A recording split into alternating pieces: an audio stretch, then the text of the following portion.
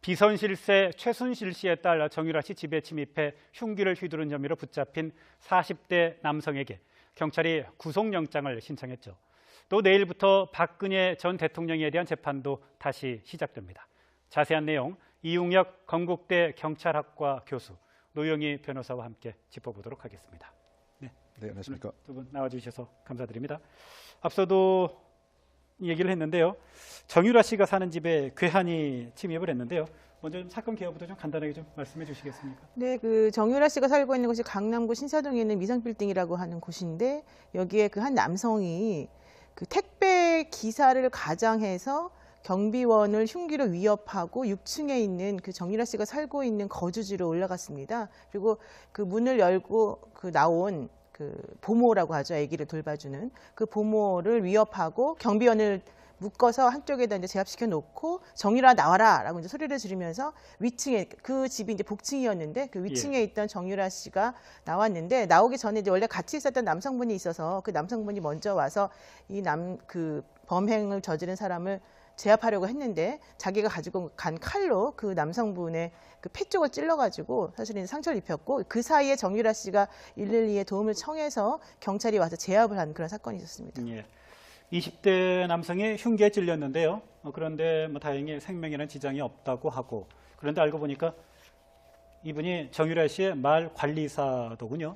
네, 그러다 보니까 상당히 또 이목이 집중되는 것 같습니다. 예. 왜냐하면 정유라 씨가 현재 말을 타고 있지 않은 상황에도 왜 말 관리사가 필요한지 이런 좀 의문점이 드는 것이고, 예. 어쨌든 이 강도 현장에 함께 있었다고 하는 그 사실도 상당 부분 왜 함께 있는가 이런 생각을 하게끔 하는 것이죠.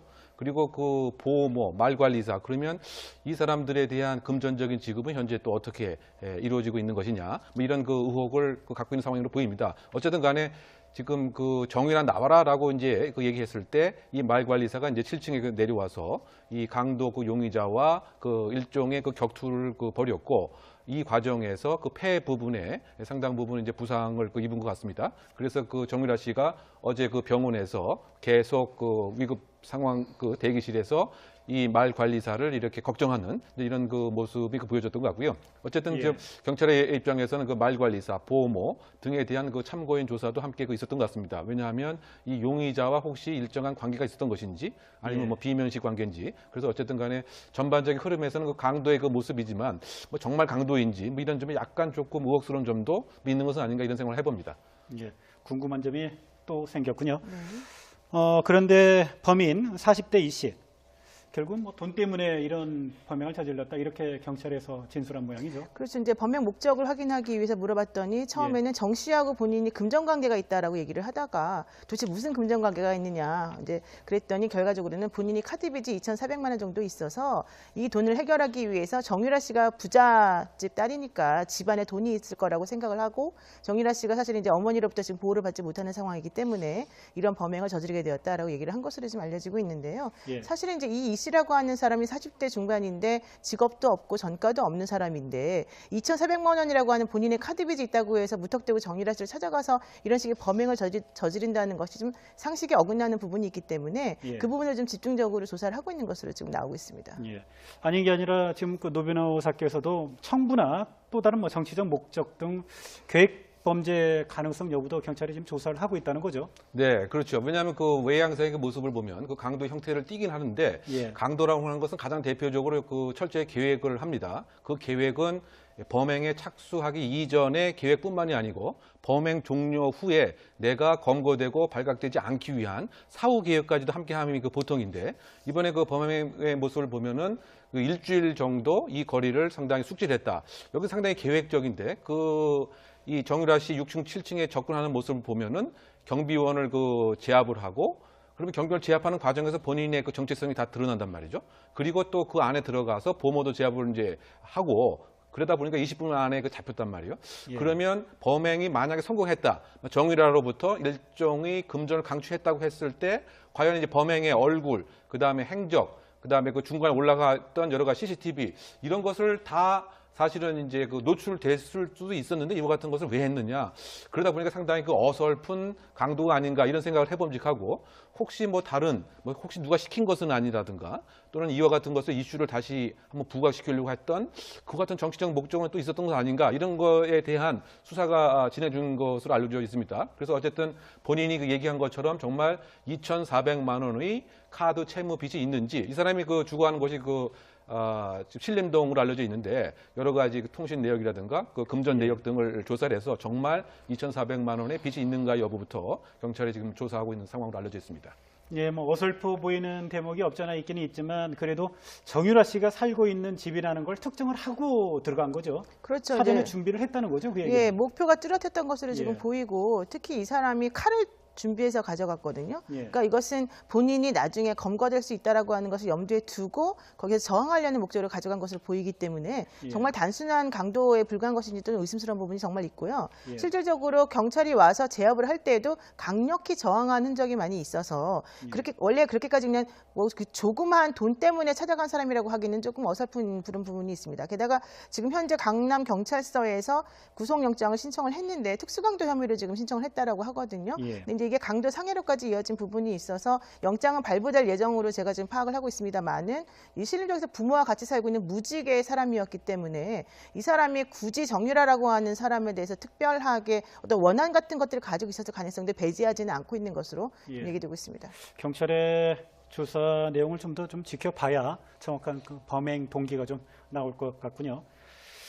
이런 가운데 엊그제였는데요. 최순실 씨가 재판에서 자신을 사형시키라며 대성 통곡을 했다고요? 네, 그 재판에 뭐 휴정하는 그 시간에 있어서 대성 통곡을 할 뿐만이 아니고 그 책상을 주먹으로 내리치면서 나를 당장 사형시켜달라. 이런 상태에서 살아서는 이제 뭐 하겠느냐 이와 같이 외쳤다고 합니다. 그러다 보니까 여성 교도관이 그 휠체어를 이제 준비를 해서 일정 장소를 옮겼는데 큰 틀에서 봐서는 지금까지 여러 가지 그 정서적인 기본 틀 자체가 좀 무너진 것은 아닌가 일단 그 같은 추정을 할 수밖에 없는 것이죠. 아무래도 이제 그 다음 달 아니 조만간 결심 공판을 앞두고 더 이상의 무엇인가 뭐 희망이라든가 또는 나름대로의 바깥에서 재판을 받을 수 있는 가능성이 봉쇄됐다라고 하는 뭐 절망감 뭐 여러 가지 등등의 심적인 뭐 붕괴 상태라 상당히 의외의 행동을 한 것이 아닌가 이렇게 추정할 수가 있을 것 같습니다. 최순실 씨가 이렇게 대성통곡하면서 이렇게 소동을 부리니까요. 여성 교도관 등의 휠체어에 앉혀서 이게 데리고 나갔는데 그러면서 이제 재판이 잠시 멈췄다가 다시 중단됐죠. 재개가 예. 됐는데 그래도 재판정에는 다시 뭐 돌아오지 않았다고 하더군요. 예, 이미 이제 교도관이 3명이 휠체어 태워서 내보냈는데 그 옆에 대기하는 장소가 있거든요. 거기에 예. 있으면서 재판정 안으로 들어오지는 않았고요.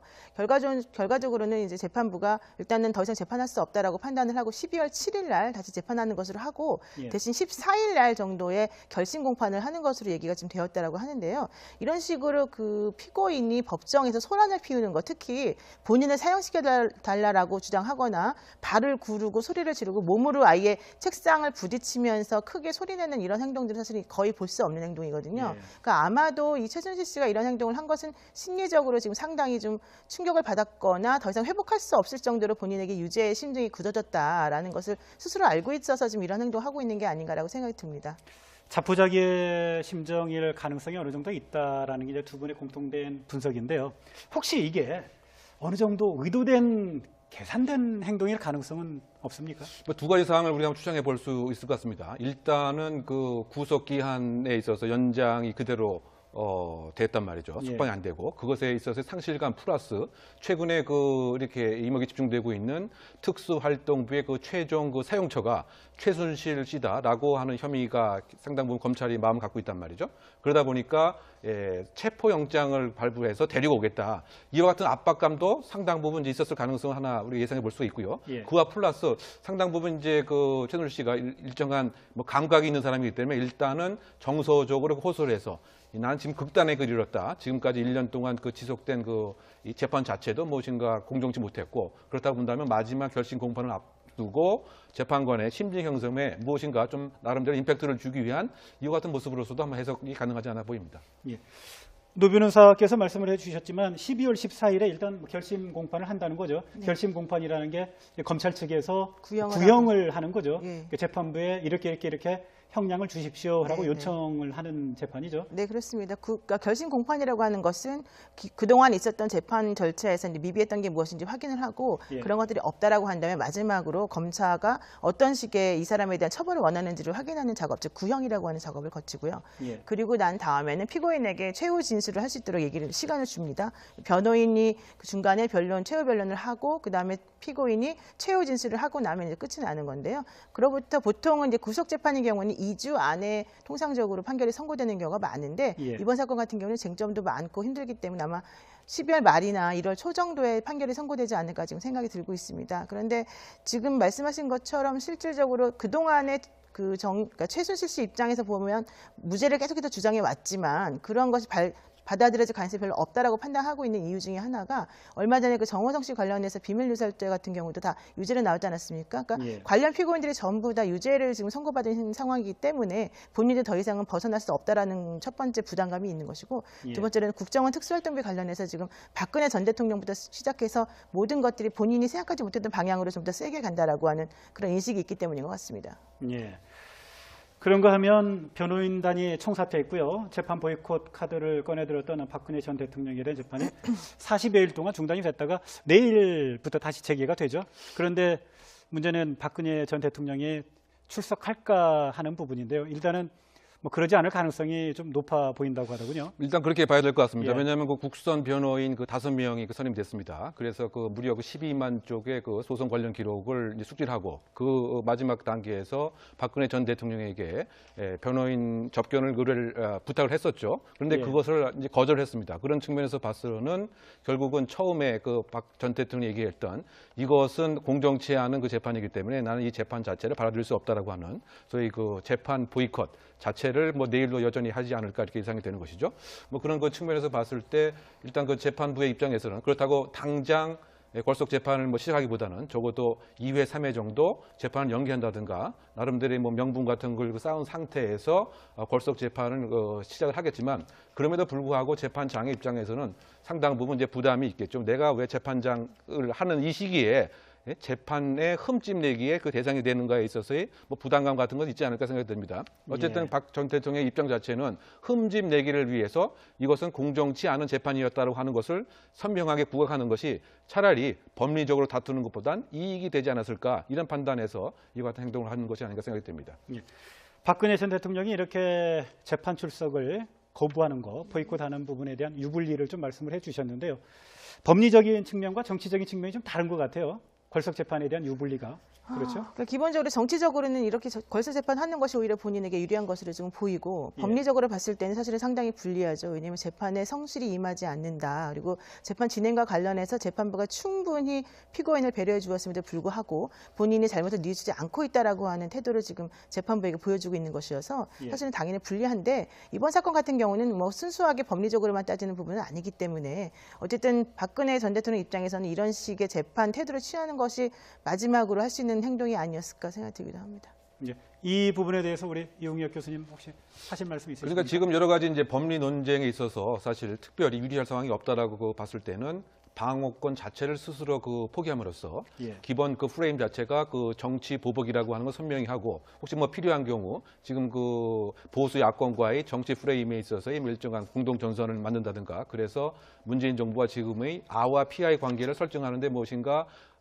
효과 있지 않았을까 이런 생각을 했는데 다만 근데 이것은 지금 다시 불거진 특수활동비라고 하는 이 수사 때문에 그 명분과 동력이 상당히 상실되지 않았을까 이런 생각이 듭니다. 왜냐하면 예. 지금 여러 가지 용처로 봐서는 최종 사용처가 결국은 박 전 대통령이고 이것에 있어서의 수사도 이제 이루어지는 입장에서 지금 재판 거부를 하고 하는 그 명분 자체가 정치적으로 보기에는 상당 부분 건전한 명분은 아니지 않느냐 이런 식에서 봤을 때는 정치적인 면에서도 득보다는 뭐 실이 더 강하지 않는가 이런 아쉬움이 있는 상태죠. 예, 그렇게 보시는군요.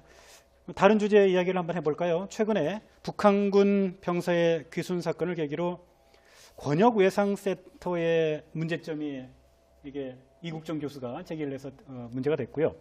청와대 홈페이지에 국민청원 서명자가 아주 뭐 쇄도를 하고 있더군요. 네, 그렇습니다. 사실 국민청원이라고 하는 것은 헌법 제26조에 나와 있는 그런 권리이거든요. 그래서 청원법까지 이 헌법적인 근거에 의해서 만들어져 있는데 지금 뭐 대통령 입장에서는 꼭 20만 명이 30일 이내에 이런 청원하지 않았다 하더라도 국민적 관심이 있는 것에 대해서는 대답을 하겠다 하라 이런 식으로 지시를 하고 있다고 하는데요. 예. 여러분 알다시피 건역응급의료센터라고 하는 것은 중증 응급 환자를 중심으로 해서 이분들에 대해서 특별히 그 어떤 실력을 갖추고 있는 외과 의사들이 중심이 되어서 이제 치료를 하는 그런 센터거든요. 근데 외국 같은 경우에는 이런 그 외상센터가 잘 마련이 되어 있기 때문에 외상센터 내에서 벌어지는 수술이라던가 이런 것들로 인해서 사망하는 환자들의 수가 10%에서 15% 정도밖에 안 됩니다. 일본이나 예. 미국이. 그렇지만 우리나라 같은 경우는 이 외상센터가 제대로 마련되어 있지 않고 형식적으로는 마련되어 있다 하더라도 실제 수술할 수 있는 의사가 없는 경우가 많이 있기 때문에 사망률이 35%가 넘거든요. 예. 그런 측면에서 이제 이국종 교수가 이번 사건을 계기로 해서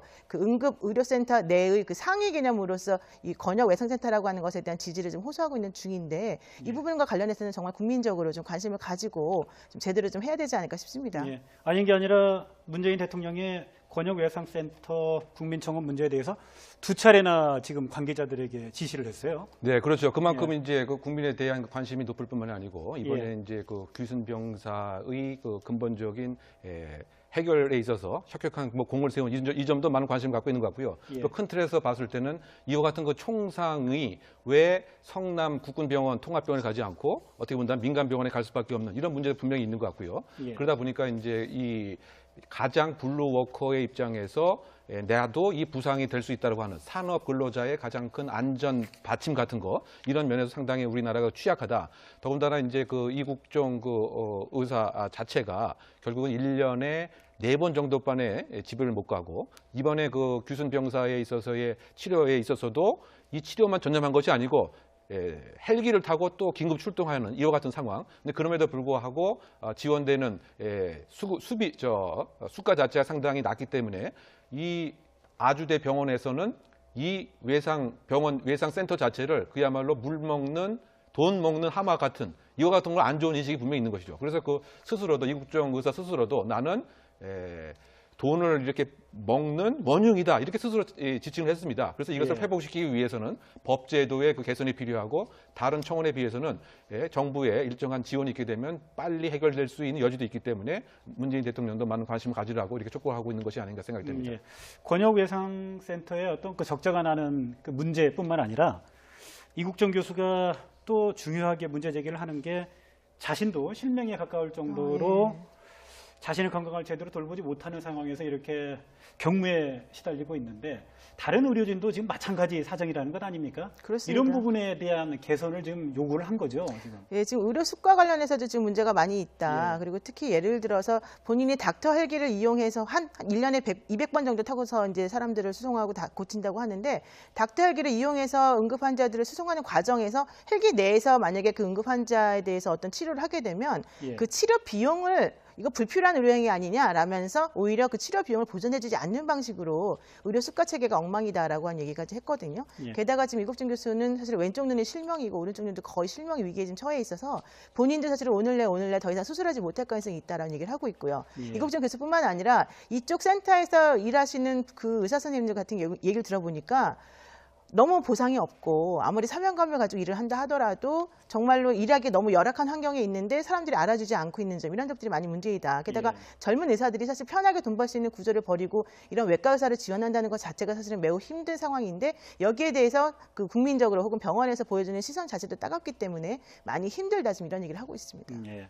노영희 변호사께서도 말씀을 해주셨지만 건강보험심사평가원이라는 기관이 네. 일선 의료기관에서 건강보험을 청구를 하면 타당성 여부를 따져서 지급할 건 지급하고 또 지급하지 않을 거는 네. 지급하지 않는 역할을 하는데 네. 이게 지금 권역외상센터의 경우에 아주 심각하게 삭감을 했다는 거죠. 그렇죠. 이국종 교수의 주장에 따르면. 주장에 따르면 거의 50% 이상 항상 삭감이 되고 이것의 소명자를 내도 역시 삭감이 됐다. 예. 그래서 가장 그 구조적인 그 문제 자체는 이 닥터 헬기, 그 헬기 안에서 치료한 행위 자체는 아예 그 포함 대상이 안 될 뿐만이 아니고 예. 본인이 생각할 때 이제 응급한 상황에서 예를 들면 그 약을 투여하고 시술 기술을 했을 때 심평원에서 판단해서는 그것까지 굳이 할 필요가 있었느냐 이렇게 그 삭감이 되다 보니까 나는 사람을 살리는 소명의식을 다했지만 실제로 평가받는 것은 반에 안 미치기 때문에 결국 그 아주대 병원의 입장에서는 매년 10억씩 적자를 물게 하는 그 원흉이 된다. 이런 평가를 그 받는 입장에서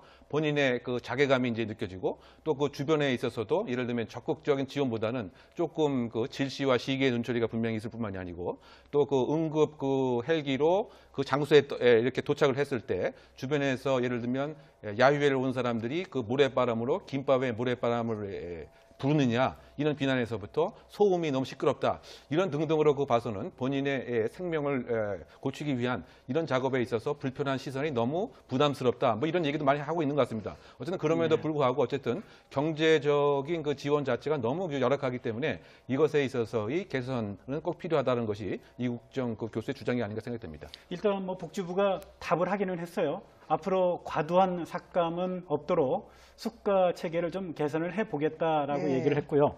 그런데 문제는 중증예상센터에 대한 그 내년도 정부 예산이 오히려 삭감이 됐어요. 그렇습니다. 이게 원래 439억 원 정도를 원래 신청을 했었었는데 예산으로. 예. 그랬었는데 지난해에 100억 원의 예산이 남았는데 왜 이거를 올려주느냐라고 해서 8.9% 즉 40억 원 정도가 삭감이 된 상황이거든요. 근데 지금 이 100억 원이라고 하는 예산이 남게 된 이유가 바로 우리 교수님 말씀하신 것처럼 건강평가 그 심사위원회에서 심사평가원에서 사실은 이것 빼고 저것 빼고 모든 것을 전부 다 빼고 있기 때문에 사실 예상 지원이 안 돼서 이루어진 것이거든요. 예. 그러다 보니까 의사 선생님들 입장에서 보자면 우리가 적절한 치료를 했음에도 불구하고 우리가 치료하는 것이 마치 과잉 진료를 하는 것처럼 사람들에게 비춰지고 그래서 오히려 받아놓은 예산까지도 제대로 소화하지 못하도록 하면서 그것을 이유로 해서 다시 또 예산을 삭감하는 이런 도미노식의 구조가 지금 진행되고 있다. 이건 도대체 있을 수 없는 일이다. 이런 얘기를 지금 하고 있는 것이죠. 그걸 조금 이제 뭐 첨언을 하면은 그 100억 원이 이른바 불이용에게 해당이 되기 때문에 예산을 확 줄여버린 거죠. 그렇죠. 그런데 그 구조를 보면 거기에 일하는 전문의가 없어서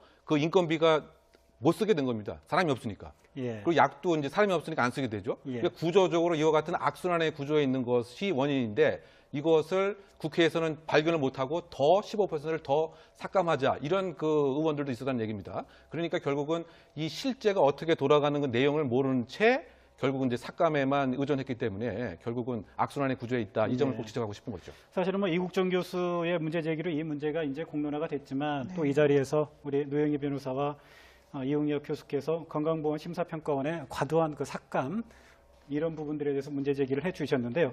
사실 건강보험 심사평가원도 뭔가 좀 할 말이 있을 겁니다. 사실 이 자리에 지금 나와 있지 않기 때문에 우리가 정확한 속사정은 모르겠지만 다음에 기회가 있다면 건강보험 심사평가원의 뭐 이야기도 한번 좀 들어봤으면 하는 신병원 생각이 얘기도 듭니다. 당연히 있을 수 있는 얘기죠. 왜냐하면 일반적인 그런 개인 병원이나 뭐 혹은 대형 병원이라 하더라도 불필요한 진료를 해서 결과론적으로는 건강보험 체계를 망가뜨리는 그런 시도가 많이 있거든요. 예. 예. 오늘 말씀 여기까지 듣도록 하겠습니다. 네, 지금까지 이용혁 건국대 경찰학과 교수 노영희 변호사와 이야기 나눴습니다. 네, 오늘 두 분 감사드립니다. 예. 비선실세 최순실 씨의 딸 정유라 씨 집에 침입해 흉기를 휘두른 혐의로 붙잡힌 40대 남성에게 경찰이 구속영장을 신청했죠. 또 내일부터 박근혜 전 대통령에 대한 재판도 다시 시작됩니다. 자세한 내용 이용혁 건국대 경찰학과 교수 노영희 변호사와 함께 짚어보도록 하겠습니다. 네, 안녕하십니까. 두 분 나와주셔서 감사드립니다. 앞서도 얘기를 했는데요. 정유라 씨가 사는 집에 괴한이 침입을 했는데요. 먼저 좀 사건 개요부터 좀 간단하게 좀 말씀해 주시겠습니까? 네, 그 정유라 씨가 살고 있는 곳이 강남구 신사동에 있는 미성빌딩이라고 하는 곳인데 여기에 그 한 남성이 그 택배 기사를 가장해서 경비원을 흉기로 위협하고 6층에 있는 그 정유라 씨가 살고 있는 거주지로 올라갔습니다. 그리고 그 문을 열고 그 나온 그 보모라고 하죠. 아기를 돌봐주는 그 보모를 위협하고 경비원을 묶어서 한쪽에다 이제 제압시켜 놓고 정유라 나와라라고 이제 소리를 지르면서 위층에 그 집이 이제 복층이었는데 그 위층에 있던 정유라 씨가 나왔는데 나오기 전에 이제 원래 같이 있었던 남성분이 있어서 그 남성분이 먼저 와서 이 그 범행을 저지른 사람을 제압하려고 했는데 자기가 가지고 간 칼로 그 남성분의 그 폐 쪽을 찔러가지고 사실은 상처를 입혔고 그 사이에 정유라 씨가 112에 도움을 청해서 경찰이 와서 제압을 한 그런 사건이 있었습니다. 예. 20대 남성이 흉기에 찔렸는데요. 그런데 뭐 다행히 생명에는 지장이 없다. 안에 그 잡혔단 말이에요. 예. 그러면 범행이 만약에 성공했다, 정유라로부터 일종의 금전을 강취했다고 했을 때 과연 이제 범행의 얼굴, 그 다음에 행적, 그 다음에 그 중간에 올라갔던 여러 가지 CCTV 이런 것을 다 사실은 이제 그 노출됐을 수도 있었는데 이와 같은 것을 왜 했느냐. 그러다 보니까 상당히 그 어설픈 강도가 아닌가 이런 생각을 해봄직하고 혹시 뭐 다른 혹시 누가 시킨 것은 아니라든가 또는 이와 같은 것을 이슈를 다시 한번 부각시키려고 했던 그 같은 정치적 목적은 또 있었던 것 아닌가 이런 거에 대한 수사가 진행된 것으로 알려져 있습니다. 그래서 어쨌든 본인이 그 얘기한 것처럼 정말 2,400만 원의 카드 채무 빚이 있는지 이 사람이 그 주거하는 곳이 지금 신림동으로 알려져 있는데 여러 가지 그 통신 내역이라든가 그 금전 내역 등을 조사를 해서 정말 2,400만 원의 빚이 있는가 여부부터 경찰이 지금 조사하고 있는 상황으로 알려져 있습니다. 예, 뭐 어설퍼 보이는 대목이 없잖아 있기는 있지만 그래도 정유라 씨가 살고 있는 집이라는 걸 특정을 하고 들어간 거죠. 그렇죠. 사전에 이제 준비를 했다는 거죠. 그 얘기는. 예, 목표가 뚜렷했던 것으로 지금 예. 보이고 특히 이 사람이 칼을 준비해서 가져갔거든요. 예. 그러니까 이것은 본인이 나중에 검거될 수 있다라고 하는 것을 염두에 두고 거기에서 저항하려는 목적으로 가져간 것으로 보이기 때문에 예. 정말 단순한 강도에 불과한 것인지 또 의심스러운 부분이 정말 있고요. 예. 실질적으로 경찰이 와서 제압을 할 때에도 강력히 저항한 흔적이 많이 있어서 예. 그렇게 원래 그렇게까지 그냥 뭐 그 조그마한 돈 때문에 찾아간 사람이라고 하기는 조금 어설픈 그런 부분이 있습니다. 게다가 지금 현재 강남 경찰 하고 그런데 알고 보니까 이분이 정유라 씨의 말 관리사더군요. 네, 그러다 보니까 뭐 상당히 또 이목이 집중되는 것 같습니다. 예. 왜냐하면 그 정유라 씨가 현재 그 말을 타고 있지 않은 상황에도 왜 그 말 관리사가 필요한지 이런 좀 의문점이 드는 것이고 예. 어쨌든 이 강도 현장에 함께 그 있었다고 하는 그 사실도 상당 부분 왜 함께 그 있는가 뭐 이런 생각을 하게끔 하는 것이죠.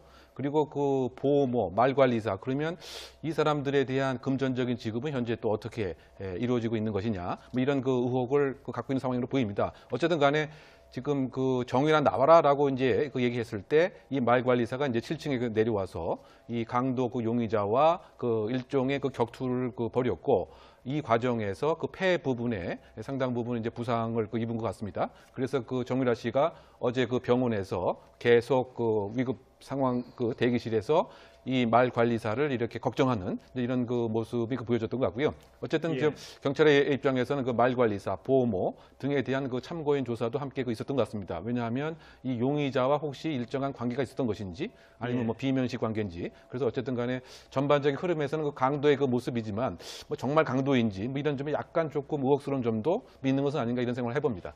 예, 궁금한 점이 또 생겼군요. 그런데 범인 40대 이 씨. 결국 뭐 돈 때문에 이런 범행을 저질렀다 이렇게 경찰에서 진술한 모양이죠. 그렇죠. 이제 범행 목적을 확인하기 위해서 물어봤더니 처음에는 정 씨하고 본인이 금전 관계가 있다라고 얘기를 하다가 도대체 무슨 금전 관계가 있느냐 이제 그랬더니 결과적으로는 본인이 카드 빚이 2,400만 원 정도 있어서 이 돈을 해결하기 위해서 정유라 씨가 부잣집 딸이니까 집안에 돈이 있을 거라고 생각을 하고 정유라 씨가 사실 이제 어머니로부터 지금 보호를 받지 못하는 상황이기 때문에 이런 범행을 저지르게 되었다라고 얘기를 한 것으로 지금 알려지고 있는데요. 예. 사실은 이제 이 씨라고 하는 사람이 40대 중반인데 직업도 없고 전과도 없는 사람인데 2,400만 원이라고 하는 본인의 카드빚이 있다고 해서 무턱대고 정유라 씨를 찾아가서 이런 식의 범행을 저지른다는 것이 좀 상식에 어긋나는 부분이 있기 때문에 예. 그 부분을 좀 집중적으로 조사를 하고 있는 것으로 지금 나오고 있습니다. 예. 아닌 게 아니라 지금 그 노 변호사께서도 청부나 또 다른 뭐 정치적 목적 등 계획 범죄 가능성 여부도 경찰이 지금 조사를 하고 있다는 거죠. 네, 그렇죠. 왜냐하면 그 외양상의 그 모습을 보면 그 강도 형태를 띠긴 하는데 예. 강도라고 하는 것은 가장 대표적으로 그 철저히 계획을 합니다. 그 계획은 범행에 착수하기 이전의 계획뿐만이 아니고 범행 종료 후에 내가 검거되고 발각되지 않기 위한 사후 계획까지도 함께함이 그 보통인데 이번에 그 범행의 모습을 보면은 그 일주일 정도 이 거리를 상당히 숙지했다. 여기 상당히 계획적인데 이 정유라 씨 6층, 7층에 접근하는 모습을 보면은 경비원을 그 제압을 하고 그러면 경비원을 제압하는 과정에서 본인의 그 정체성이 다 드러난단 말이죠. 그리고 또 그 안에 들어가서 보모도 제압을 이제 하고 그러다 보니까 20분 경찰서에서 구속영장을 신청을 했는데 특수강도 혐의로 지금 신청을 했다라고 하거든요. 예. 근데 이제 이게 강도 상해로까지 이어진 부분이 있어서 영장은 발부될 예정으로 제가 지금 파악을 하고 있습니다만은 이 신림동에서 부모와 같이 살고 있는 무직의 사람이었기 때문에 이 사람이 굳이 정유라라고 하는 사람에 대해서 특별하게 어떤 원한 같은 것들을 가지고 있어서 가능성도 배제하지는 않고 있는 것으로 예. 얘기되고 있습니다. 경찰의 조사 내용을 좀 더 좀 지켜봐야 정확한 그 범행 동기가 좀 나올 것 같군요. 이런 가운데 엊그제였는데요. 최순실 씨가 재판에서 자신을 사형시키라며 대성 통곡을 했다고요? 네, 그 재판에 그 뭐 휴정하는 그 시간 내에 있어서 대성 통곡을 할 뿐만이 아니고 그 책상을 주먹으로 내리치면서 나를 당장 사형시켜달라. 이런 상태에서 살아서는 이제 뭐 하겠느냐 이와 같이 외쳤다고 합니다. 그러다 보니까 여성 교도관이 그 휠체어를 이제 준비를 해서 일정 장소를 옮겼는데 큰 틀에서 봐서는 지금까지 여러 가지 그 정서적인 기본 틀 자체가 좀 무너진 것은 아닌가 일단 그와 같은 추정을 할 수밖에 없는 것이죠. 아무래도 이제 다음 달 아니 조만간 결심 공판을 앞두고 더 이상의 무엇인가 희망이라든가 또는 나름대로의 바깥에서 재판을 받을 수 있는 가능성이 봉쇄됐다라고 하는 절망감 여러 가지 등등의 심적인 붕괴 상태라 상당히 의외의 행동을 한 것이 아닌가 이렇게 추정할 수가 있을 것 같습니다. 최순실 씨가 이렇게 대성 통곡하면서 이렇게 소동을